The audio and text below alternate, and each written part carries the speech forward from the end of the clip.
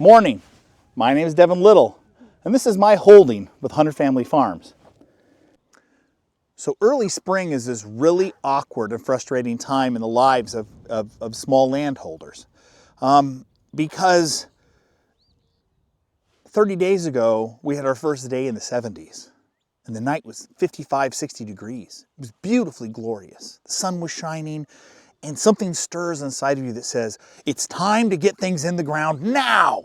And then 2 days later, it's 42 degrees outside, you're putting on a coat and you're talking about it snowing again. And it'll go up and down for a month. The whole time you're getting anxious about the stuff you're not getting accomplished. And it's at that point in time, you have to take a breath and go, what can I accomplish in the time I have without killing everything I've already gotten started? So this year for us, what we're doing is it's our second year on our property here in Southern Ohio. Last year we did raised beds and we grew a lot of crops, lots of tomatoes, lots of peppers, but we knew that the raised beds' long-term goal was permaculture, asparagus, some shrubs, herbs, things along those lines. So we knew we needed to get a new garden in place. And as we had this front area prepared for our future garden and maybe even a little bit of specialty grazing, some alfalfa planting and so forth, we realized that we had two problems here in Southern Ohio we had to fight. And the problem exists right here in the soil. So Southern Ohio, at least where we are, the soil, even the topsoil, is 90% clay. The rest of it's about 10% silt with less than 0.5% of sand. And that means there's a lot of nutrients in the soil, but it also means that if you add water to clay, it drowns or compresses everything out.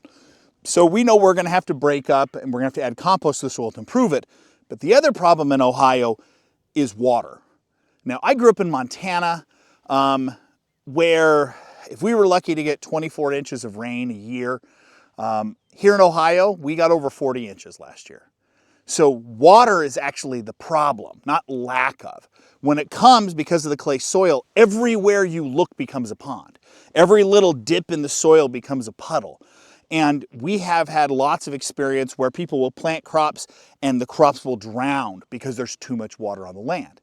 Now for our garden, my wife and I have decided to do kind of a market garden style system.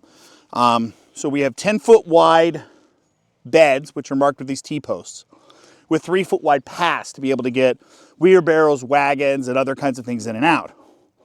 And it dawned on us, if our biggest concern is water on the surface, why don't, instead of just placing wood chips in our path, how about we dig down and make the path a trench and then fill it with wood chips?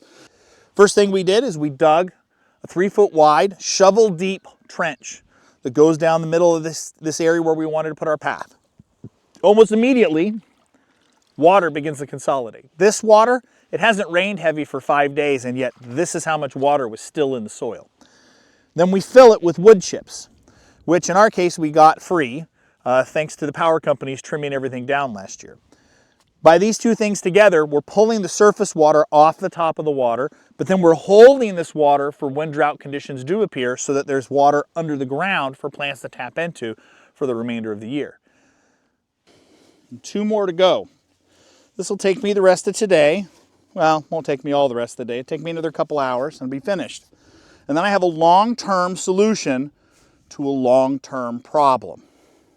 Now, your situation is going to be different than mine because maybe your goals are different. The layout you want is different, or the land and the environment that you're with is different. But learning the principles of your property and the potential solutions lead to opportunities for flexibility and innovation. Again, those attributes of your inputs. So as we continue throughout this process, we'll share what we're doing and why we're doing it to potentially inspire you to find solutions on your own place or to make plans for the future place that you want to have. Until then, we hope to see you next week as we continue to go down the rabbit hole or here on our holding with 100 Family Farms.